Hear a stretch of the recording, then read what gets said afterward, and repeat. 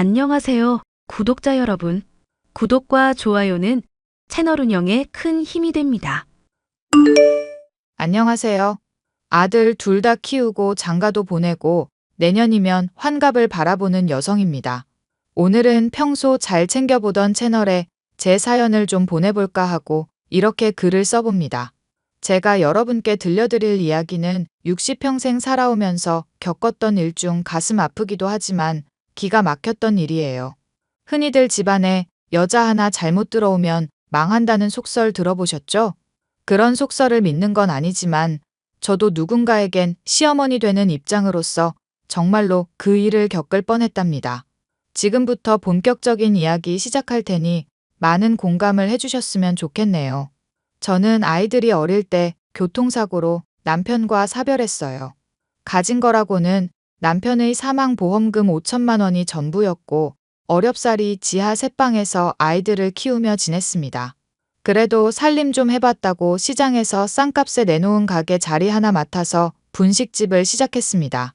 제가 먹는 거 입는 거 아껴가면서 아이들은 부족함 없이 자랄 수 있게 최선을 다하면서 말이죠.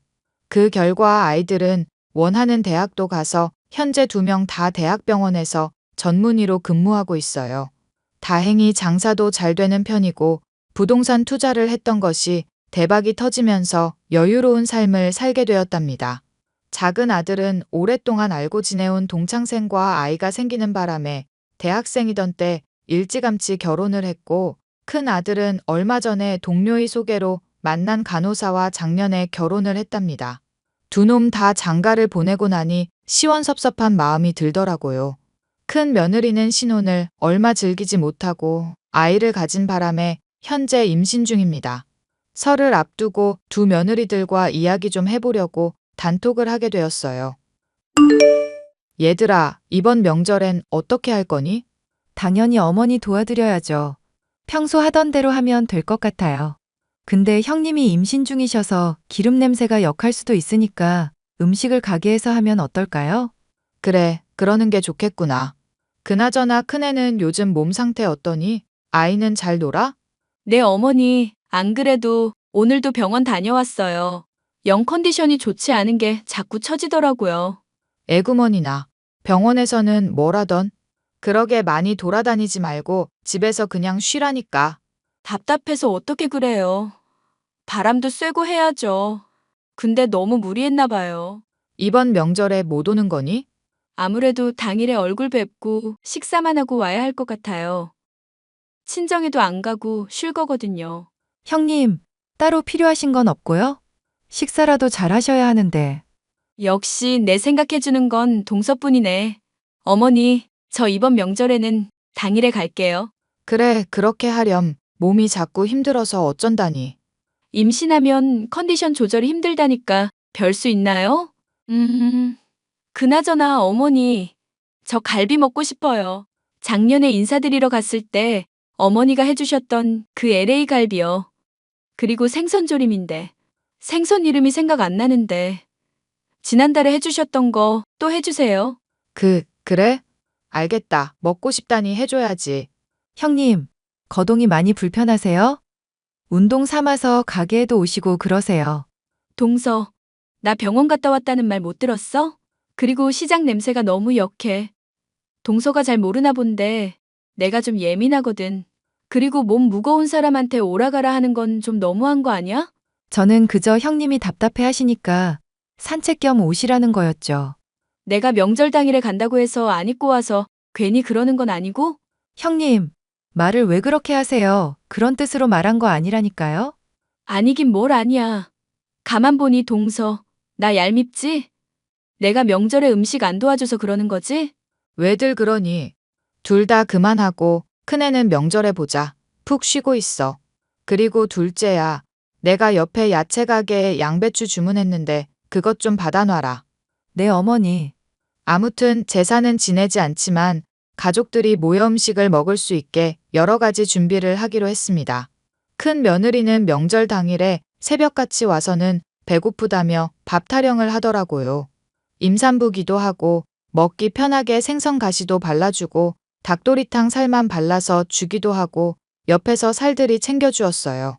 몇 번 그랬더니 그걸 또 당연하게 생각해서 바보같이 임신한 며느리 비위 맞춰준다며 다 해줬죠.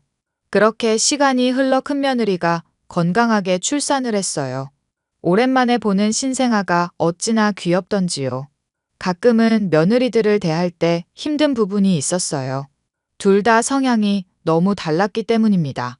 큰며느리는 자신도 사자 직업이라는 대단한 자존심을 내세우며 아이를 낳고 나서는 여왕 대접을 받고 싶어 했습니다. 큰아들은 싸우는 것도 싫어하고 큰 소리 내는 거 싫어하는 성격이라 그러려니 하면서 큰며느리 성격을 다 받아줬고요. 바라는 게 많지만 그만큼 남에게 베풀 줄 모르는 성격이었어요. 해주면 고맙단 소리도 안 하고 당연하게 생각했답니다. 반대로 작은 며느리는 어려운 가정 형편에서 자랐지만 어른을 공경할 줄 알았어요. 바라는 게 너무 없어서 제가 오히려 퍼주고 싶을 지경이었습니다. 자신이 배고팠던 시절에 제일 즐겨 먹던 게 떡볶이인데 제가 운영하는 분식집을 보면 옛날 생각이 난다며 부지런히 일 배워서 자신도 베풀며 살고 싶다고 하는 기특한 며느리죠. 그래서 저와 장사를 같이 하고 있는 거랍니다. 누가 보면 큰 며느리, 작은 며느리 차별하는 거 아니냐 생각하시는데 저는 정말 있는 그대로 말씀드리는 거거든요. 아무튼 큰 며느리는 자신이 누리는 상황을 너무나도 당연하게 생각하며 지냈어요. 더운 여름이 한참 기승을 부릴 때 큰 며느리가 제게 메시지를 보내왔습니다. 어머니, 바쁘세요? 아니, 오늘은 좀 한가하네. 영준이는 잘 크고 있지? 그럼요. 어찌나 먹성이 좋은지요. 에너지가 너무 넘쳐서 제가 기가 다 빨리는걸요. 현석이가 바빠서 같이 도와주질 못해서 고생하네. 아이 키우는 게 쉬운 일이 아닌데 말이지. 그래서 그런데 몸보신 좀 하게 저 닭백숙 해주세요. 집에서 해먹자니 맛도 안 나고 혼자 더운데 언제 그걸 끓이고 있어요. 닭백숙이 먹고 싶어? 네. 그래도 어머니 음식은 잘 넘어가서 좋더라고요. 그니까 이번에 닭백숙 해주세요. 알겠다. 언제 먹고 싶니?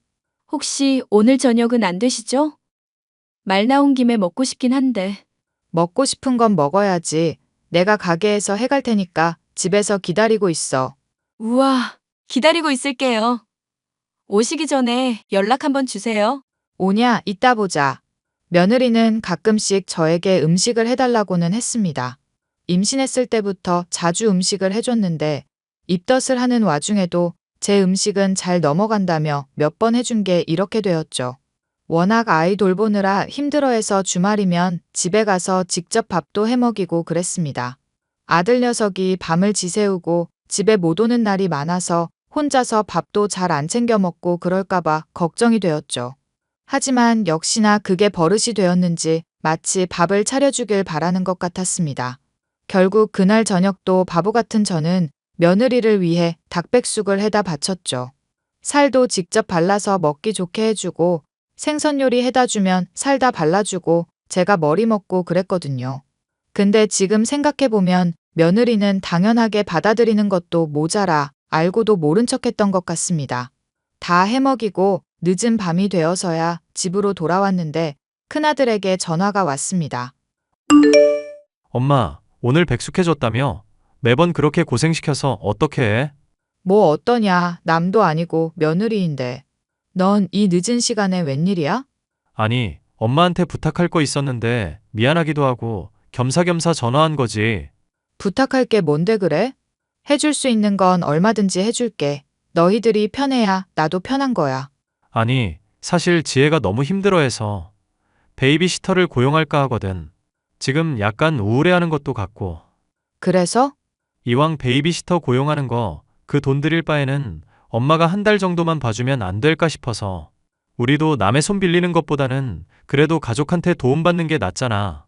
엄마도 장사를 하는 입장이라 지금 당장 답을 해줄 수가 없네. 둘째랑도 상의해봐야 하고.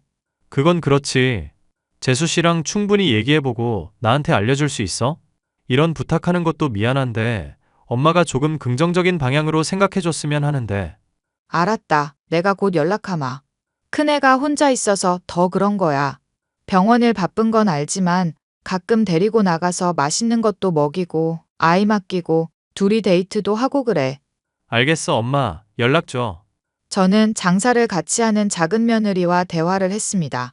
평생 돌봐주는 것도 아니고 다른 직원들도 있으니 걱정 말라며 되려 저를 안심시키더라고요. 그렇게 둘째 며느리의 배려로 첫째 아들 내외와 함께 살면서 아이를 봐주게 되었습니다. 취업이라도 하려는 것 같아서 아침부터 자기 직전까지 최대한 아이한테 신경 안 쓰게끔 제가 다 해줬어요. 하루 종일 아이를 보는 게 여간 힘든 게 아니었지만 눈에 넣어도 안 아플 손주를 보고 있자니 힘든 것도 싹 가시더라고요. 저는 개인 생활까지 포기하며 가정부 노릇을 해줬습니다. 때 되면 밥 차려줘, 빨래해줘, 용돈도 줘. 큰며느리는 고마운 줄 모르고 아이 맡겨놓고 놀러 다니기 일쑤였고요. 저에 대한 배려가 아예 없었다고 보시면 됩니다. 제가 잠깐 외출이라도 하려 하면 아이를 핑계로 못하게 했어요. 어느 날은 큰 며느리가 친구들을 만난다며 나갔는데 밤 12시가 넘는 시간이 돼서도 연락 한 통 없더라고요. 그래서 참다 못해 제가 전화를 걸었습니다. 이미 술을 잔뜩 먹었는지 혀가 꼬부라졌더라고요. 아가, 어디니? 어머니 어디긴요? 친구들 만나고 있죠. 왜요? 아니, 지금 시간이 몇 시인데 아직까지 놀고 있니? 어머니가 영준이 봐주시잖아요. 그래서 노는 건데요? 언제 들어올 거니? 너무 늦게 다니면 위험하잖아. 걱정돼서 전화한 거야. 아, 진짜. 어머니 옛날 분이시지만 요즘 사람들 심리를 너무 모르신다. 제가 이때 아니면 언제 놀아보겠어요? 예, 내 말은 그 뜻이 아니잖니. 아니긴요. 아, 어머니 완전 구닥다리셔. 저 친구들이랑 노는데 방해하지 마세요. 너 지금 말이 조금 지나친 것 같다? 술 마신 것까지는 이해하겠는데 도가 지나치는 건 좀 아니지 않니? 도가 지나치다니요. 아, 솔직히 돈도 많이 드리는데 이 정도는 봐주셔야죠. 시터 월급 보통 250 정도인데 어머니니까 용돈 겸해서 100 더 드리는데 불만이세요? 돈 받고 일하시는데 이런 건 좀 감수하세요. 지금 너랑은 대화가 안 되겠구나. 알아서 잘 들어오고 그만 연락하자. 네, 시간이 갈수록 안하무인인 태도에 점점 지쳐갔어요. 저도 싫은 소리, 못된 시어머니 소리 듣기 싫어서 꾹 참고 한 달 채웠습니다. 둘째 며느리와 다시 장사를 시작하는데 어찌나 홀가분하고 상쾌하던지요. 그러다 저에게 검은 먹구름이 들이우기 시작했습니다. 몸이 예전 같지 않다는 걸 느껴서 건강검진을 받았어요. CT, MRI, 조직 검사 등 할 수 있는 검사는 다 했는데 안타깝게도 유방암 초기 판정을 받았어요. 살 만큼 살고 그동안 고생이란 고생은 다 했으니 몸이 망가져도 이상할 게 없었지만 제 딴에는 큰 충격이었죠. 큰아들 내외에겐 비밀로 하고 바로 수술을 했습니다. 항암 치료도 병행하니 몸이 많이 약해져 가게를 예전처럼 운영하기 어려워지더군요. 결국 자식들에게 재산을 물려주기로 결심하고 조금씩 정리하기 시작했습니다. 그러다 큰 며느리가 작은 며느리에게 아이를 봐달라며 연락을 했다는데 기분이 나빴다며 둘이 나눴던 메시지를 보여주더라고요. 동서, 요즘 어머니 어디 안 좋으셔? 어머니요? 어머니 늘 비슷하시죠. 그리고 환절기이기도 하고 장사도 하시고 하니까 이래저래 피곤하신가 봐요. 왜요? 아니, 예전 같지 않으신 것 같아서 연락도 잘 없으시고 말이야. 그러면 형님이 먼저 해보시면 되잖아요. 무슨 일 있으세요? 지난번에 아이 봐주신 것도 있는데 내가 실수한 것 같아서 어떻게 해. 눈치 보여서 못하고 있는 거야. 그러시구나. 무슨 부탁이길래 그러세요? 아니, 사실 나 해외여행 가거든. 그이랑 미국에 좀 다녀오려고. 아, 그러세요? 조심히 다녀오세요. 영준이도 좋아하겠네요. 아니, 그이 학회 때문에 가는 건데 나도 따라가서 여행 좀 하려고 그러지. 그런데요? 가시면 될 건데 뭐가 문젠데요?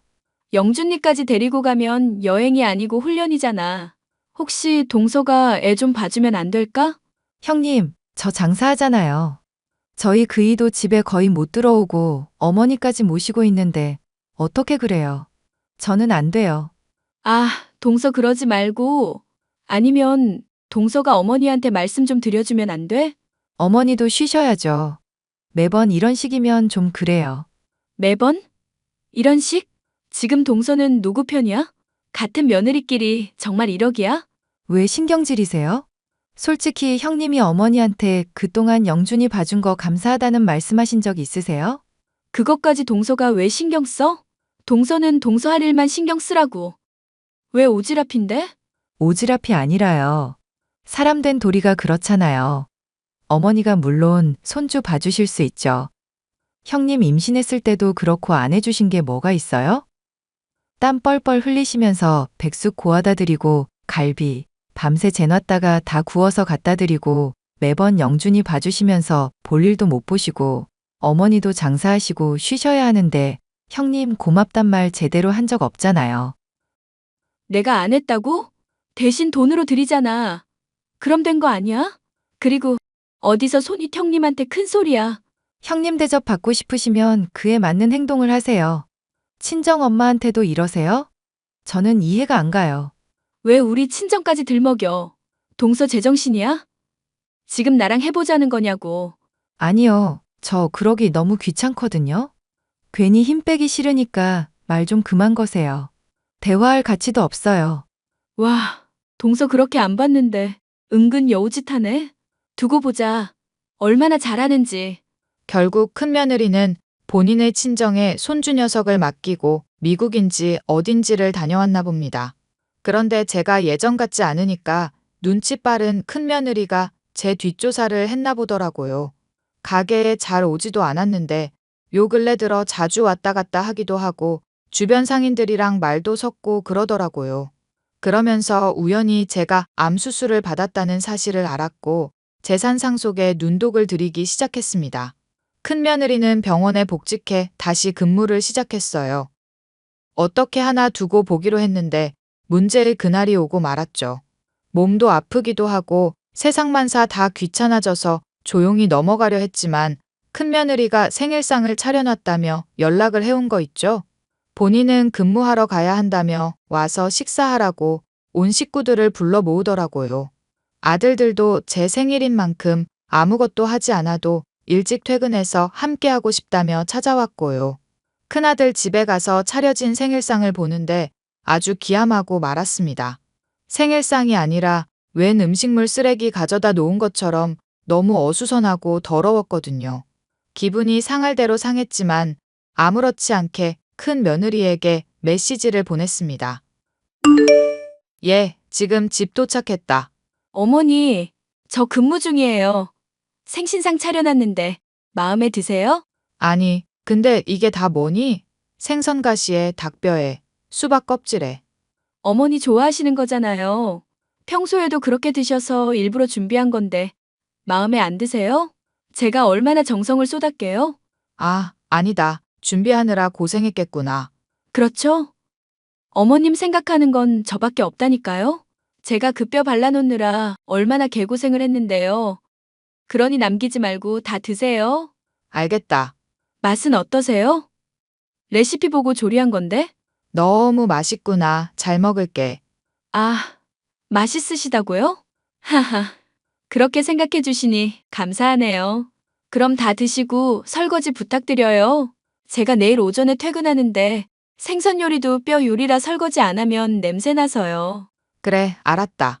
저뿐만 아니라 그 자리에 있던 사람들 모두가 황당했습니다. 저는 기분 나쁜 티를 참아 자식들 앞에서 낼 수 없겠더라고요. 제 속마음을 꿰뚫어 본 작은 며느리가 식구들을 데리고 근처 갈빗집으로 갔습니다.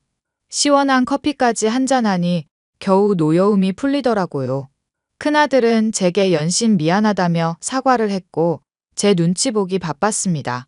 제가 과연 이런 취급을 받으려고 지금까지 악착같이 살아왔나 조금 후회가 됐습니다. 당연히 재산 상속을 해주는 것에 대해 깊은 고민을 하게 되었죠. 그날 큰아들 내외는 심하게 다투었고 큰며느리가 제 재산을 노리고 있었다는 사실과 바람을 피우고 있었다는 사실을 알게 되었어요. 큰아들은 며느리에 대한 배신감과 분노에 휩싸여 곧바로 이혼 소송을 진행했습니다. 한참을 옥신각신하더니 양육권과 친권은 큰아들이 가져왔고 큰며느리는 면접 교섭권을 포기하기에 이르더군요. 자신이 배 아파 낳은 자식인데도 불구하고 다시는 큰아들과 엮이고 싶지 않다며 독한 모습을 보이더라고요.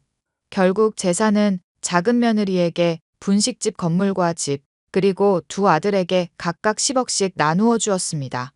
저야 더 이상 가져봤자 무의미하니까 작은 아들 내외와 함께 살기로 하고 아무것도 남긴 게 없어요. 이혼 후 2달 정도가 흘렀을까요? 큰 며느리가 메시지를 보내왔습니다. 어머니, 제가 그냥 넘어가려고 했는데요. 정말 너무하신 거 아니에요? 뭐가 말이냐? 다짜고짜 연락해서 앞뒤 구분 없이 무슨 소리야? 제가 어머니한테 얼마나 잘해드렸는데 이런 식으로 뒤통수를 치시냐고요. 재산 상속 다 하셨다면서요? 그래, 내가 내 자식들한테 해준다는데 왜? 아니, 제 생각은 안 하세요? 저도 그 집 자손 낳았고 키웠어요. 저는 며느리 아니에요? 적어도 지금은 아니지. 영준이 낳아준 건 고맙게 생각한다. 그런데 너 위자료도 받고 이혼한 지가 언젠데 이제 와서 재산 이야기를 하니? 어머니가 그렇게 티만 안 냈어도 저희 이혼 안 했거든요. 아, 생일상 말하는 거니? 내가 그것 때문에 너희 이혼시켰다 생각하는 거야? 그게 발단이었잖아요. 그냥 기분 좋게 드시지 기분 나쁜 티 내셔가지고 그이가 저한테 전화하게 만들고 그러다 이렇게 된 거잖아요. 너 참 웃기는 아이로구나. 세상에 시어머니 생일상을 그따위로 차리는 며느리가 어딨어? 음식물 쓰레기도 아니고 남은 음식 가져다 놓고서는 뭐가 어쩌고 저째? 어머니가 잘 드시는 걸로 한 건데 뭐가 문젠데요? 싫으면 싫다고 말씀을 하시지 왜 뒤통수 치시냐고요. 지나가는 개도 그것보단 잘 차리겠다. 내가 언제 너한테 며느리 도리 강요한 적 있니? 아, 됐고요. 저도 며느리였으니까 저한테도 재산 물려주세요. 동서랑 차별하는 것도 아니고. 이미 가족이 아닌데 내가 왜 너한테 재산을 물려주니? 돈 이야기할 거면 그냥 꺼지렴. 제 새끼도 버린 년이 돈 냄새는 맡고 싶어서 아주 발악을 하는구나. 어머니, 정말 이러실 거예요? 어떻게 되신 거 아니야? 너야말로 어따 대고 재산을 운운해? 네가 낳은 자식 누구보다 잘 키울 거니까 찾아올 생각도 하지 말고 앞으로 자식 생각해서라도 정신 차려라. 차단할 테니 앞으로는 연락하지도 말고 이미 끝난 사이인데 자꾸 이렇게 연락하면 나도 곤란하고 기분이 별로네. 그럼 차단하마. 어머니, 어머니. 그 이후에도 큰 며느리는 종종 연락해 저에게 돈을 요구했습니다. 위자료라 생각하고 뭐라도 주면 안 되겠냐고 난리를 치는데 결국 큰 아들이 접근 금지, 통신 제한을 걸어버리더라고요. 아이 엄마로서 최소한의 대우라도 해주려 했는데 인간 같지도 않은 모습에 다들 지쳐버렸던 겁니다. 어느 정도 큰일이 마무리되고 저희 집안에도 조금씩 평화가 찾아왔어요. 분식집은 더 승승장구해서 밀키트 사업과 홈쇼핑까지 진출했고 두 아들 모두 병원에서 과장으로 진급도 했습니다. 저는 항암치료 예후가 좋아 더 이상 치료를 안 받아도 될 정도로 건강을 회복했고요. 작은 며느리와 분식집을 운영하며 여생 행복하게 살 예정입니다. 어려운 사람들을 위해 무료급식 봉사도 시작했고 조금은 바빠져 보려고요. 초기이긴 했지만 죽을 병에 걸렸다 다시 되살아났으니 그만큼 어려운 사람들을 위해 도움을 주며 살아갈 거예요. 누구처럼 욕심 안 부리고 타인의 행복도 저희 행복이다 생각하면서 말입니다. 작은 아들의 권유로 얼마 전에는 운동도 조금씩 시작했고 사는 데 있어서 활기를 찾기 시작했어요. 사람은 욕심을 부리면 끝이 없고 호의가 계속되면 권리인 줄 아는데 그러면 안 된답니다. 베풀물 받는 만큼 나도 상대방에게 다시 돌려줘야 하고 그보다 더 아낌없이 베풀며 살아가야 하는 게 맞는 거예요. 여러분도 누군가에게 소소한 도움을 받는다면 다른 누구에겐 딱 받은 거에 3배만큼만 베풀어 보세요. 그럼 언젠간 자신에게 매우 큰 행복으로 찾아올지도 모르니까요. 제 이야기는 여기까지고요. 들어주셔서 감사합니다. 응원의 댓글도 부탁드릴게요.